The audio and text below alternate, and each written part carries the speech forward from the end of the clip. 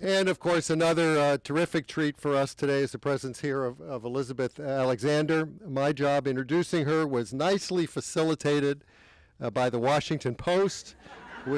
We thank them. We had absolutely no control over this. But 2 days ago, the Post ran this really lovely article about Elizabeth and her new book on the front of the style section. And if you haven't read the piece, I highly recommend it. Elizabeth, of course, is one of America's most notable poets. She's written 6 books of poetry, one of which, American Sublime, was a finalist for the Pulitzer Prize. Her most famous public moment came at the inauguration of President Obama in 2009, where she read her poem, Praise Song for the Day. She's also written 2 collections of essays and a play. In addition, she's a teacher, currently a professor of poetry at Yale, as well as chancellor of the Academy of American Poets. Her latest work, The Light of the World, is a story of her marriage to and loss of Ficre Ghebreyesus, an Eritrean-born painter and chef who died suddenly a few years ago at the very young age of 50. For its beautiful, evocative writing, its candidness, grace, and elegiac quality, the book has been widely praised as a primer not only on how to grieve, but also how to love. Said one reviewer in the New York Journal of Books, quote, "It is difficult to believe that anyone who has suffered loss will remain unaffected by this marvelous book." Now, Elizabeth's going to read a little bit from the book, and then she's going to be in conversation here with Gigi Bradford, who we all know and appreciate here at Politics and Prose as a great friend of the store. She teaches a very popular poetry class. She's also chair of the Folger Shakespeare Library Poetry Board and former literature director of the National Endowment for the Arts. So, ladies and gentlemen, please join me in welcoming Elizabeth Alexander.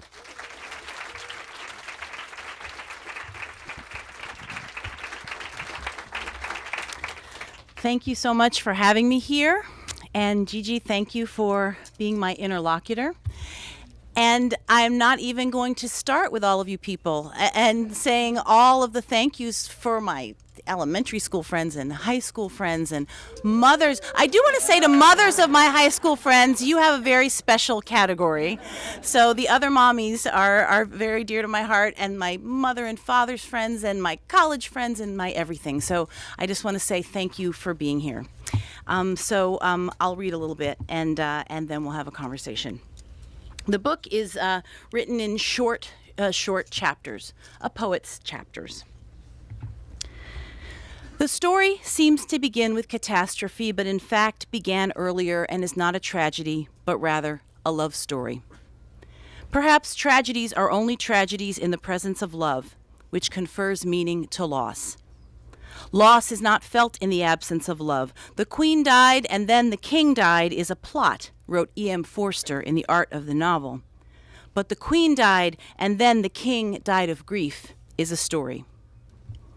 It begins on a beautiful April morning when a man wakes exhausted and returns to sleep in his beloved 13-year-old son's trundle bed, declaring, "This is the most comfortable bed I have ever slept in." Or it begins when the wife says goodbye to the man a few hours later, walking in front of his car, switching her hips a bit, a blown kiss as she heads to her office and he continues on to his painting studio. Or the story begins as he packs a tote bag with the usual things and heads off to his studio for a day of painting, then home, as if nothing extraordinary has happened when in fact he has been envisioning worlds.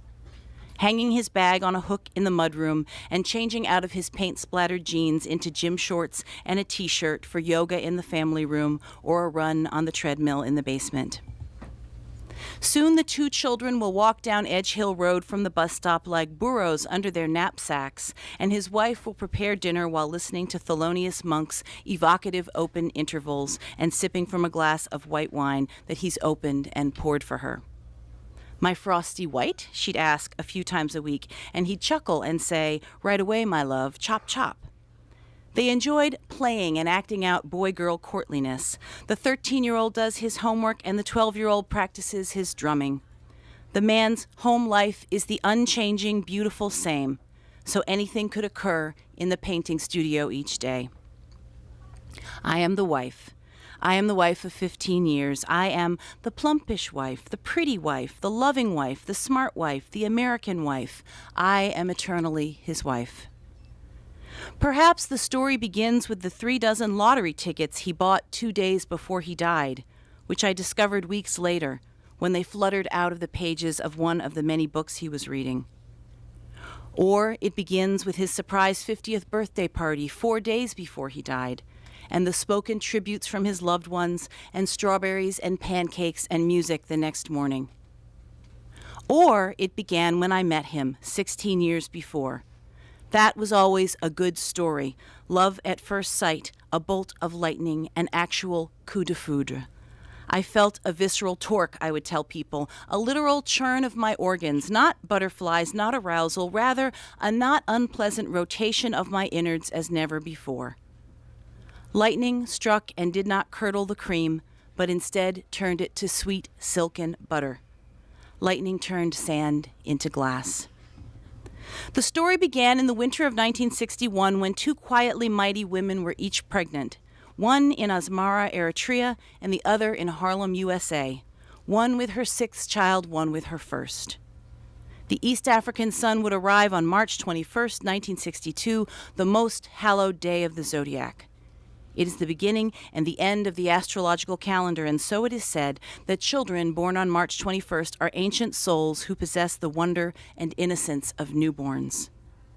The American child, a girl, would come on May 30th into the chatter and buzz of Gemini in Gotham.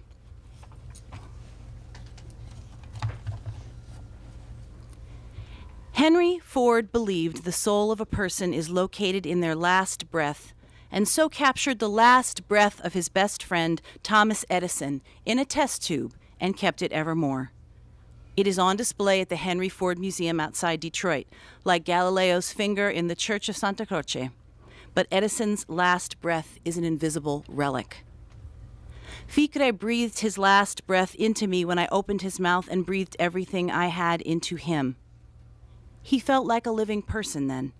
I am certain his soul was there. And then in the ambulance, riding the long ride down to the hospital, even as they worked and worked and worked, the first icy wind blew into me. He was going or gone.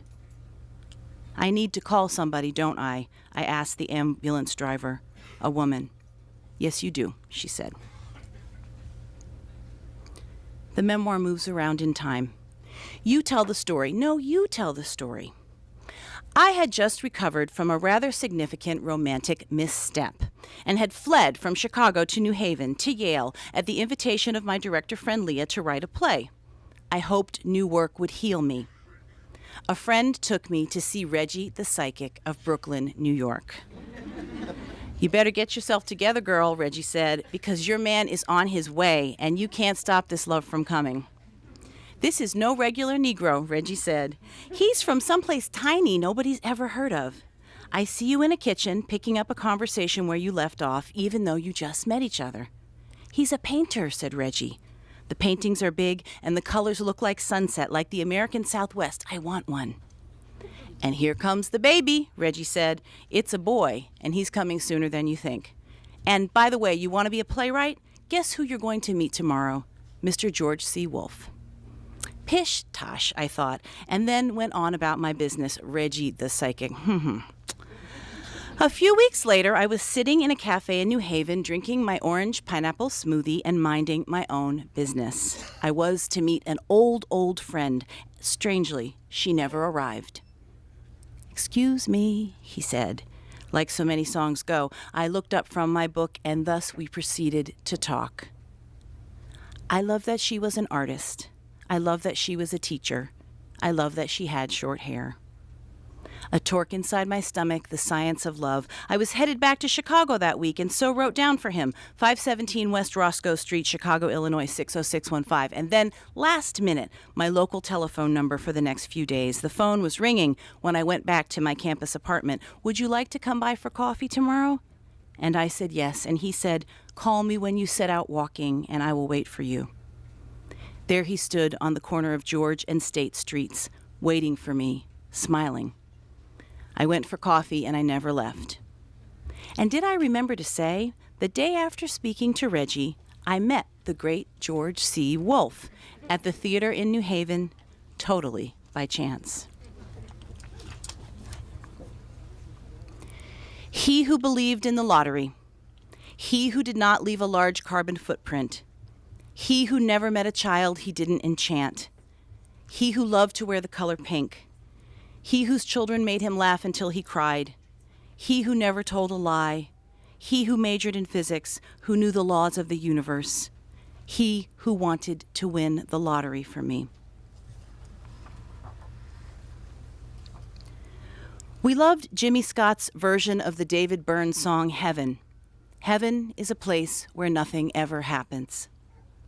These days I picture heaven populated by the umber angels Ficre painted in abundance, but that seems too fanciful. I never truly believed in heaven and cannot manufacture it. Little Jimmy Scott's plaintiveness seems right when he sings, "Nothing ever happens." How better to describe the infinite solitude of the afterlife? When this kiss is over, it will start again. It will not be any different. It will be exactly the same, he sings. Each kiss is fixed. It is the long kiss, the same kiss, but it will never change. That is the comfort, and that is the heartbreak. One night at bedtime, Simon asks if I want to come with him to visit Ficre in heaven. Yes, I say, and lie down on the bed.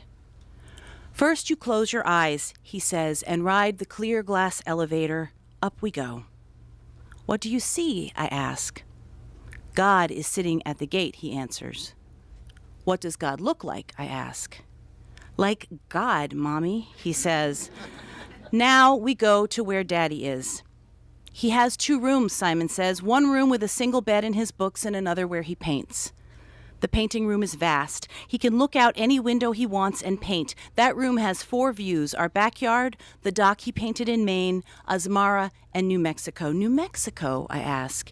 Yes, Simon says, the volcano crater with the magic grass. Ah, yes, I say, the caldera, where we saw the gophers and the jackrabbits and the elk running across, and Daddy called it the veldt. Yes, do you see it? And I do. The light is perfect for painting. His bed in heaven is a single bed. Okay, it's time to go now, Simon says, so down we go. You can come with me any time, he says. Thank you, my darling. I don't think you can find it by yourself yet, he says, but one day you will. Last night I went into a bookstore for the first time since Ficre died. Ah, I thought I have been avoiding this, for he is the ghost of all bookstores. He is in the history section or the art section or the gardening section, reading books and piling them up. He would gather books for the children's library, more books than they could ever read, more books than I thought would interest them, and we would fuss about it. I'd suggest taking a few off the pile. He'd say, that makes the whole design fall apart. I'd say, where will we put them? He'd say, we'll get a bigger house, and then we'd laugh. My darling, you are not in this bookstore. Carrying home a bag of books, I think of all the books I will never know about because you will not show them to me. I think of the loss of knowledge, all the things I will never know because you are not here to tell me. I cannot ask questions. I cannot be reminded. I can no longer say, though I still do to the children, that's a daddy question, when they ask about the Peloponnesian War, or the Khmer Rouge, or Latin declension, or the quadratic formula, or how sinkholes are formed on limestone beds. You of all knowledge, you of all curiosity, God of books and deep knowledge, enemy of facile pronouncements, Ficre Ghebreyesus, ghost of all bookstores.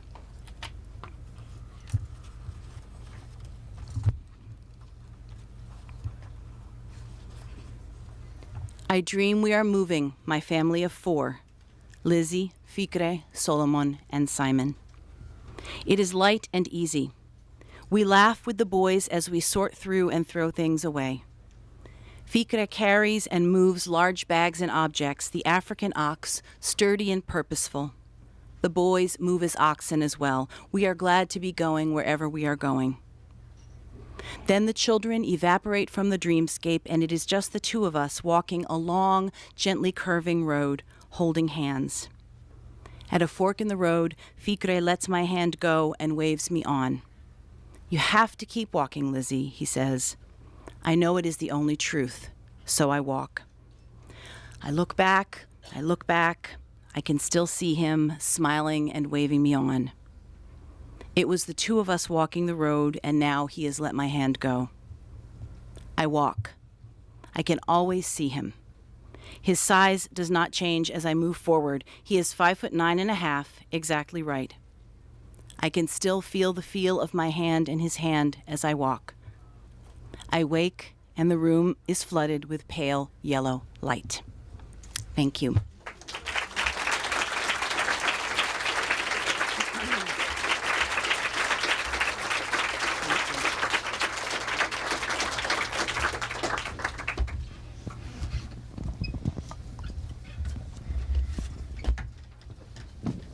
Wow. Let's see if I can get up here. Are we up? Yeah, we're up. Okay. Elizabeth, welcome back. Thank you. You know, you can see out here your friends, your fans, your family. We're all here because you made your husband come alive to all of us. And whether we knew him or not, we feel both the love and the loss that you exemplify so brilliantly in the book. It's just an extraordinary book. Thank you. Those of you who haven't read it, you're in for a treat. It's really something. So I was going to ask you to read all sorts of passages that you've already read. So, so let me do a little bit of punting. I think that the structure of this book is so extraordinary. It's circular. Time being circular, the revisiting, the revolving of time. The way you start the book, you say, you know, this isn't a tragedy, it's a love story. And I think that's one of its great powers and shows really that you are a poet. And I wondered if you could talk about how you came to that structure a little bit. Yeah, well, the whole way that the book got made was very much, it took me by surprise. I didn't set out to write a book. I was writing little bits, literally grounding myself. And I just keep thinking of this with more and more visceral imagery as each day goes by. Writing and putting my hand on a table and feeling my feet on the earth when I felt that literally the earth had been pulled out from under me. Yeah. You know, understanding what it means to try to ground yourself. That writing was a way that I did that, but not in any way of imagining that I was writing a book. I was just doing what I do to process what's happening, to know what's happening, and to be who I am, which is someone who makes art out of life when it happens to her. It wasn't until sometime later when my editor asked me if I wanted to write a book, if I was writing a book, and I went and talked to her about it, and she said, I think you could do it. And I said, well, you can give me some money, but I'm going to put it aside, and I'm not going to spend it because I'm going to have to give it back to you. Because though I knew I was writing, I didn't imagine that it could turn into something whole, let alone something that I would want to share. I'm private. This is my children's lives, you know, and it had to all be all right by them. But as I kept writing and writing little, it's, you know, it's a poet's book, so little chapter by little chapter by little chapter, I saw how they added up. And it was at that point that I started to think about moving them into the 5 sections, thinking about how time is not linear, thinking about how memory intrudes, thinking about how sometimes when we're trying to get through something, we have to revisit it. Did it really happen? What did I miss? What did I not understand? Yeah. Is this really true? And so I thought that that was something that the book could do. And of course, you know, I began with one story of what happened. 2 people met each other and fell in love and made a family, and then, you know, out of the blue someone died. But then I thought it was also very important to say, this is who this amazing man was. This is who these people were. This is what this family was. So that not only that was for me, that was for my kids, that was for my invisible grandchildren, if it is to happen. If you're lucky. Yeah. And also that was, I thought, for a reader to understand why they should care. Yeah. Well, you really do make us care. You really do. I mean, one thing I find extraordinary about it, when Juliet says parting is such sweet sorrow, it's in the happy expectation she's going to wake up and see Romeo the next morning. And for you to transmute that loss into the love and the energy that we feel, to me, it's a fantastic accomplishment. Well, thank you. And I think also that's what, we capture lightning in a bottle when we make poems. We try to freeze little bits of life. We try to make it palpable. We try to stay absolutely sharp and vivid so that we can give something to someone else. And I think what I also never understood so deeply before, though I teach it all the time, is that, in the convincingly presented individual details, that is how you come to something universal. By telling your story absolutely as precisely as you can. Which is what you do with the hawk, the story of the hawk. The hawk and the lottery tickets. And then when you find all those lottery tickets in the dozens of books that Ficre had around the house after he died, all trying to win the lottery for Lizzie. Despite the fact that I thought maybe, one lottery ticket might be enough. Yeah. Well, isn't that what marriage is all about? That's so what marriage is all about. I say 1, he says 100, So. Right. And I was going to ask you to read the section about the bookstore, because I thought that was a perfect explanation of the synthesis of the two of you in your marriage. Well, and also in bookstores, in this space, on these walls, there is so much life. There are writers and artists who are not here anymore, representing lives that aren't here anymore, that live for us, and that's why we're here. That's why we take those books and read them. So, I actually think there's tremendous life force, not just with the people we've individually lost, but of what stays alive in books. Independent Bookstore Day. Yes. I just have maybe one more thing to talk to you about, and then we'll open it up for questions. But one of the parts of the book that moved me tremendously, the entire book moved me amazingly, but when you force yourself to write the final lecture for your African American Art Today course at Yale, and then you include some of the excerpts of that final lecture, I was going to ask you to read a little bit about that, because I thought it was the importance of art. Yes. And also the importance of the African American experience in this country. Yes. That is on page, wait a minute, 165. Okay. And if you could start with that paragraph that begins with the word art. Art. 165. Yeah, do I have the right page? Yes. Yes. Great. Okay. And so what's happening here is that Ficre has suddenly passed away, it's April, and I want to go and teach my final class, because I have this not only extraordinary group of students who I know they're my people. I actually know they have something to give me, even though I can't articulate that to myself. So it sort of wasn't like plowing on and going to work. It was, I actually need to be with these people with whom I've been intimate for this semester. And one of the reasons we've been so intimate is that I'm not even sure this is. Are these on at all? Okay, mine. Oh, here, take this. Okay. One of the reasons that we've been so intimate is that we've been carefully, dedicatedly, lovingly studying paintings and poems and the dance, the great, great art of the African diaspora. So this is part of the final lecture. Art replaces the light that is lost when the day fades, the moment passes.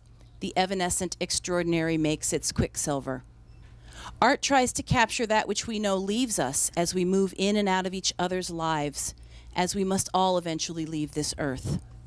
Great artists know that shadow, work always against the dying light, but always knowing that the day brings new light, and that the ocean which washes away all traces on the sand leaves us a new canvas with each wave. Yeah. Extraordinary passage. Now, I lied. I am going to ask one more question. Or I'm going to make one more comment. I love the recipes in this book. Yes. I love the comments on hairstyles. And I just love the whole, I also, you know, when you talk about emotional high cotton, we lived a life, Elizabeth said, of emotional high cotton. It's just beautiful. Well, so the recipes, Ficre was a chef and a painter.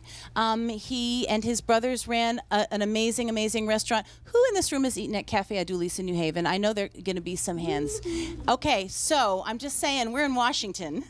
And it was an amazing and extraordinary place. And Ficre invented these dishes that were sort of fantasias based on the traditional Eritrean food that he grew up with. The restaurant taught many people about this country that is so amazing, has such a powerful history, has such beautiful, powerful people, and at that time was not as well known to New Haveners as it is now. So food was very important to us, and feeding people and what that means, coming together, being generous, bringing our cultures together, but taking in the day-to-day, doing something that actually everyone can do. Everybody can take a moment and prepare a meal with some kind of love and present it. And in that gesture, there is history, there is caretaking, there is everything. So it seemed very organic that I would put recipes in different written voices in the book. Yeah. So some of them are straight up, you know, like recipes, like there were a couple of his recipes that appeared in the New York Times. So I took that like New York Times language. Then there were others where he's saying, this is how you make, you know, I make my bolognese this way. I put this, I don't put that, you know, and it's in his voice. And some of the food I make, actually. And I talk about how we do that because that was emblematic of the texture with which we tried to live. Yeah. Yeah, I got to try this shrimp and unsweetened coconut milk recipe. It's and people have been telling me just in the short time that this book has been out, people, strangers, they say, oh, I made this recipe, I ate it, it was delicious, it's our favorite now, I made it for my daughter's birthday, which I think is actually, that blows my mind. You know, in a very wonderful way, to think that this food that came from this culture that was then refigured by this brilliant artist, it's in other people's stomachs and it's giving them joy. I don't even quite know all the way what to do with that, except I think it's wonderful. So is it time now, Brad, for questions? Yes, if you have a question, please try to make your way to that microphone or that microphone so that everybody can hear it, and also because we're videoing and we'd like to be able to pick up your question on the tape. Thank you.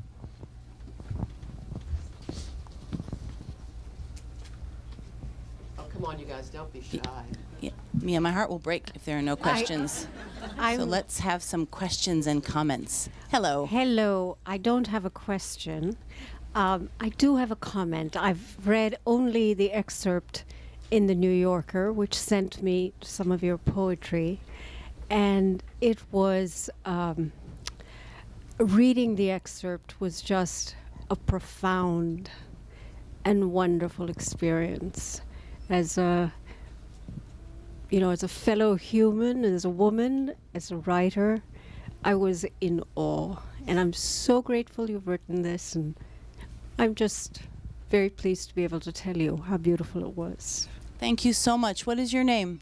My name is Snigdha Prakash. Nice to meet you. Thank you so much. Hi, my name Hello. is Nazra. I think I met you in Baltimore. That's where I met you, yes. Yes, I and could that's see when your you familiar told face. me about your husband, and that's why I knew I had to read your book. So for a long time, we talked about Toni Morrison in Baltimore, and I always was kind of confused when she would say, there are ghosts that speak to me, and that there's a lot of goodness in her writing. And I really believe that I found goodness in this book. But what I wanted to say is I couldn't finish the whole book, right? Because it's very, very full. It's very complete. Even though I think, like everyone, I was also really hungry after every chapter. so it would force me to stop. But I found myself reading the book like a prayer. And because it's such a gift, I wanted to share a gift with you. My mother has always said in Arabic that a lot of what we do is in prayer form. So she would say, أفضل عبادتي انتظار الفرج, which means the best of worship, the best of love, the best anything is right before the opening. And so I wanted to ask you about your skills and your discipline in this moment where so many people go quiet in tragedy, in grief, but you work through it. And it's really an homage to your discipline and all the habits that you've, I guess, you have internalized as a poet. So could you just talk about the skills that are required for grief and not just emotions? Well, that's a very profound offering. Thank you. Yeah, I mean, here's what I think. I felt very, very, very lucky that I had an art form. I don't know that it helped me grieve any better, if you will. Someone asked me at a reading the other day, like tips for moving quickly through grief, and I didn't give the right answer at all. I said, you don't, you can't, you shouldn't. It's grief. We're meant to be marked by it for the rest of our lives if we love someone that much. That's just the truth. But I felt that being an artist just felt fortunate, because almost like it gave me something to do with my hands. It gave me a way to crystallize, like, this is what not even this is what I feel, but this is exactly what I perceive right now. Not even assigning feeling or meaning to it, just describing, which I think, you talk about discipline, and I think that those very, very quotidian habits of observing, of doing the same thing over and over again, of turning to the page, of washing your face, of feeding your kids, of getting out of bed, just those habits. It was boiled down to, okay, I did this one, and now I can do the next one. And so I felt that writing was a gift, and also I felt and continue to feel, as I look at Ficre's paintings on the walls around us, that is a profound gift, to be able to, look at the world through his eyes, and even to have something that he stood so close to and envisioned and touched and made so close to us. I feel like, just as I talk about the life force in these books, I feel like there's an enduring life force in those paintings. And so that feels like good fortune. Thank you for your words. Julia Jackson from my childhood. Yes. So I had a question about your boys and whether you let them read the book before it was published, or whether you let them veto anything in the book.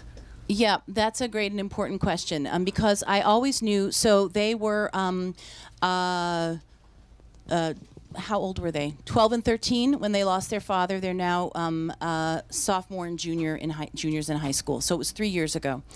And I knew as I was writing that if they were uncomfortable, that I would not publish it.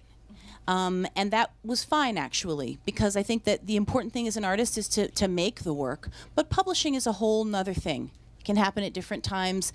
To me, always, publishing is actually not the point. Making the work is the point. One day I was writing and working, and usually I would do things to transition out of that very, very difficult space. I would kind of like weep day after day at my dining room table, writing and writing and writing and writing before my kids came home. And one day I was not weeping, but I was not like altogether together. And so Simon the Perceptive says, what's going on? And I said, well, the writing was hard today. I don't feel like I did Daddy justice. And he said, it's probably better than you think. And I said, no, actually, really, it's bad. And he patted the kitchen table and he said, sit, read. And I said, and then he calls his brother, so now they're very bossy. They're all like at the table, like, okay, they have a snack, they're all ready. And I said, well, guys, Daddy dies in the book. And they looked at me like, yeah, we are aware that this is what happens. And I read, and they just said, keep going, keep going, keep going. And I read 30 pages to them. And many things happened along the way. There were tears, there were disagreements, there was laughter, there was, I don't think that jacket was blue, it wasn't red. There were things that I had forgotten that they remembered. It was very, very profound and powerful. And then they said that even if we didn't star in it, we would think it was a great book. And so I thought, well, I will just take that for truth. But then when it was time to turn it into the publisher, before I did that, when I had the whole manuscript, once again, I said that I wanted to, I said that they could read it. And they said, no, read it to us. And we reread the whole book. And again, it was more of the same. It was not easy. It was not an easy 3 hours. But it was an absolutely profound and crucial 3 hours because, once you let the genie out of the bottle and it's your kids, that, like you can't mess up like that. So I'm very grateful to them for their involvement in the process. Nice. Yeah. Great to see you. You too. Hi. Hello. It's great to see you again. I don't know if you recall, I graduated from Yale in the African American Studies Department. I was looking at that face. What's your name? Kevin What's your last name? Beckford. Kevin Beckford. Hello. It's great to see you. It's great to see you, and it's an honor to be here. I just wondered if you could speak a bit about community in New Haven, and how, and in the academic community, and what that meant for you and your family in terms of coping and making the next step forward. Yeah, well, I've been using the word village a lot because I feel that I understand what village and what chosen family are in a whole different way. That's always kind of how I've lived and how we've lived. There's the tribe of former students, over the years, all of you being the same age. We're always bringing folks in because Ficre came from East Africa and people came as refugees, and in other ways there was always family passing through, so that kind of open living, I think, comes to mean something very powerful when you have to cope with loss.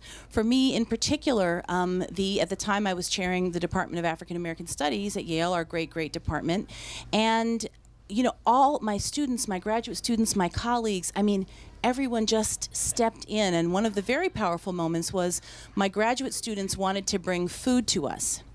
And, I had to learn that you cannot do everything yourself, which for me was a little bit of a challenge. And when they first wanted to do that, I said, no, I'm the mom. I feed. And then actually it was my mother who said to me, will you let these children feed you? Let them feed you. And every day at 5:30, and so I said, all right, we have to bring vegetables. So every day at 5:30 came and they were so, young people. Once someone rotisserie to turkey, and made stuff. People cooked elaborately. It was bounty, it was love, it was their hearts, and it came every day for weeks at 5:30. And so to me that was love, and I think the very important shifting of the generational order. And understanding that cycle, that there are older people and there are younger people and there are those of us in between, and there's got to be a cycling through, was very, very meaningful and beautiful. Thank you. Hi. Hi. So okay, I'll switch. Except you've got that cute baby. It's okay. Okay. I was just wondering where I can find Reggie. Okay, every word in that book is true. The Reggie story is true, and Reggie has retired. Because what he says, in my line of work, it's exhausting. And so you can't do it forever. You better say it, Rick. Well, Reggie the psychic. I also wanted to thank you for the love and the joy in your words and in your voice. It's a praise song for today, and I thank you for sharing it with us. Thank you so much. Thank you. Yes. Hi, Miss Alexander. I'm Mosi Toll. I've met you yes. about 5 years ago. We've About met, 10 yeah. copies of Homelands and Waterways. In my Your mother's book, yes, fantastic. indeed, yes. But what I wanted to do, I wanted to first thank you for writing the book. I read it in about 3 days, and the thing that I got the most out of it, Dr. King had a line where he said, unearned suffering is redemptive, and that's what I really wanted to thank you for writing that book. It's just breathtaking. Thank you so much. Thank you so much. You didn't have these beautiful little ones when I last met You wrote you. a book. You wrote a signature on Yes. your book for that 5-year-old. How about that? And the two, so potty trained and unpotty trained Americans. Well, thank you for bringing them. Thank you. Yes. Hello. Hi, Elizabeth. So, thank you for writing this. I've read the New Yorker excerpt, not the book yet. We're reading it in our book club next month. So, Wonderful. but I know you because your mother and I are friends, and I just remember that afternoon when the news started spreading, and the must have been around the world people who were holding you in their hearts, and you talked about the boys and reading, and I just know you have an amazing family, and your parents rallied around, and I just am curious for you to talk a little bit about the sister friends and family who rallied. Well, yes, and you know, I mean, I really do. It's my parents that I have to start with. So I just want to read that little passage about tall trees, because that says it better than anything.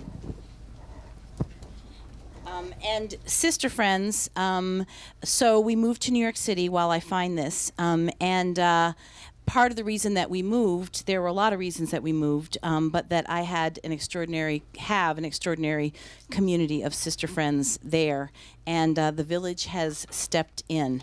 And so this is just what I want to read about my parents.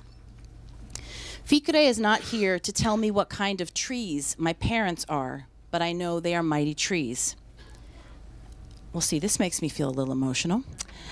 They do not yield to the wind. They go straight up unbending. Redwood seems too regionally imprecise. We are definitely not Westerners. I think of my parents as having many colors ranging from the new greens of spring to autumn golds, but they have the constancy of perennials. All shelter and trunk to lean on, my parents stand like trees and survey everything. I am always their child, and yet it is not as when I was a child, because I am also mother to Solomon and Simon, for whom I must be a tree. Ficre planted trees for me that were lush and romantic, magnolia, Japanese maple, for those were the years of amorous love and its fulsome expressions which sustain us through the winter months of marriage. Now I need to be like my parents, the 100-year-old oak in our backyard that lives even after hammocks and tire swings have been nailed in and taken down, and after the southern Connecticut tornado of 1989 destroyed wide swaths of Hamden as the wind tore down the streets uprooting trees. Our 100-year-old tree stood as my parents stand, as they saw elders stand, as ancestors stood. So that's what there is to say.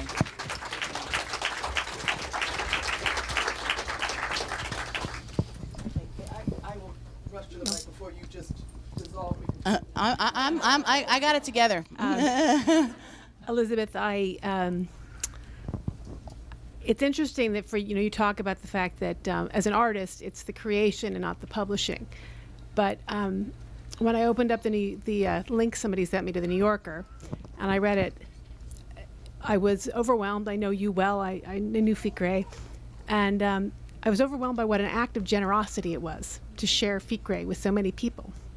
And, Ficre was a remarkably generous man. And for you to embody and continue that generosity by giving him back to all of us is a great, great thing. Thank you. Thank you for saying that. Thank you, Valerie. Thank you. And hello, dear Elizabeth. I'm going with the formal name. I really first want to thank you. I'm so proud of you, even as only a peer, a high school peer could be. That is unique in and of itself. I thank you for this. And when you speak of the books on this wall, you have immortalized him and your love in a way that causes him to live forever. I wanted to talk about title, because and how you came upon it. I have to tell you, when I first read it, in the way that we were trained in high school to think, I said, well, is this a deification of the man, right?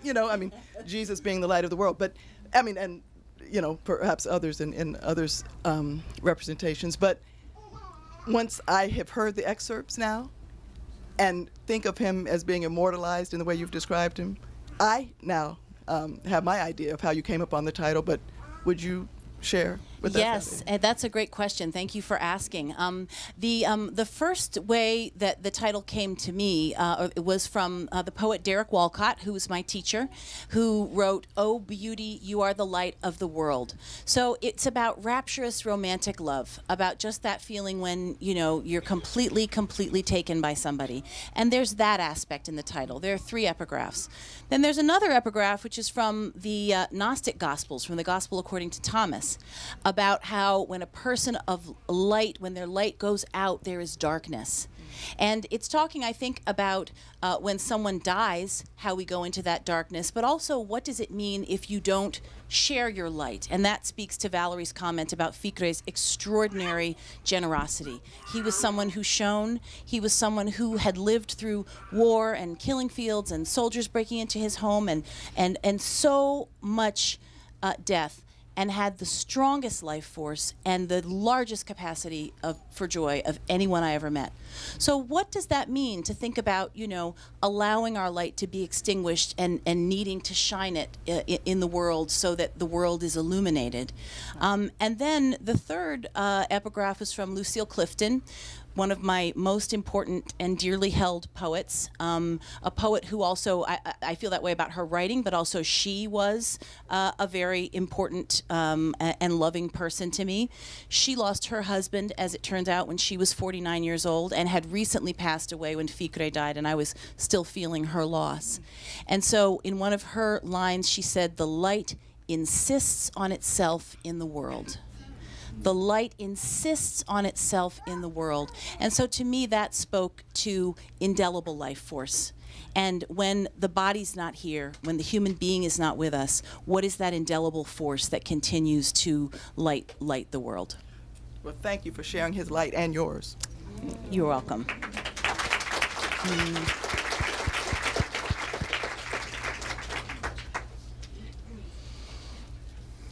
Hi. Hi, my name is Samhar, and I'm a big fan. I've been moved by this book before I even read it.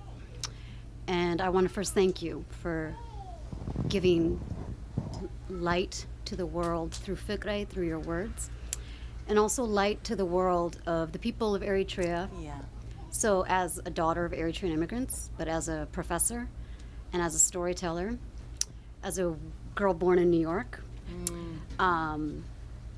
as so many things, your book just brought all those worlds together. And as someone who lost their mother at 16, I read that passage when he found her, Ficre, and I understood. And what you've done in that book is illuminated what your sons have to look forward to. My mother's legacy is something I only wish I could grab a sentence from you in the way that you did. So I'm moved because you've made yourself so open and you've let us in, but you've also captured Ficre for future generations. And I want particularly people who are of Eritrean descent to feel that admiration and love and respect. And I also want us to learn to tell a story the way you did. And I say us as the diaspora. Yeah. I say us as people encumbered with struggle and pain. Yeah. But people who are too bright that they can't even see their brightness until it's right in front of them. I will see you tomorrow as well, and I'm going to bring a lot of Eritrean youth with me. Okay. So I just want to say thank you. I come in. Well, thank you, and I know you're on Twitter, right? I am. Yeah, so I see what you've been doing, and I thank you. And I think that is so important. I think that when you're in love, you sometimes don't realize that you're in a cross-cultural situation because you just love the person you love. But of course, also we were fascinated with each other's culture. Yeah. That was part of what drew us to each other. We wanted to learn each other's culture. We wanted to belong to each other's culture, but also we wanted to make a third thing, which was, that combination, that crossroads. And I think that, speaking particularly about Eritrea and thinking about, is there a book that is a full portrait? Right? No. I feel like, wow, let it fly out there, let alone someone who thought that art in that cultural context was the way to make change. Yeah. As you may know, he worked as an activist in his young years. Very, very important work in that regard. But he believed that art was the way to make change and art was the way to live peacefully.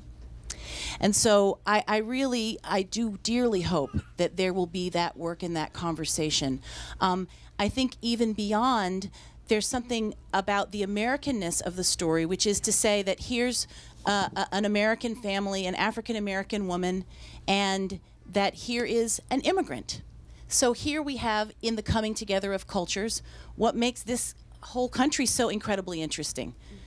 Is that you have a first-generation person marrying a third-generation person, and again, something else is made. And that's why things stay lively and beautiful and recombinant in America. So I would be really happy also if that was one of the conversations we had. So thank you so much. Thank you.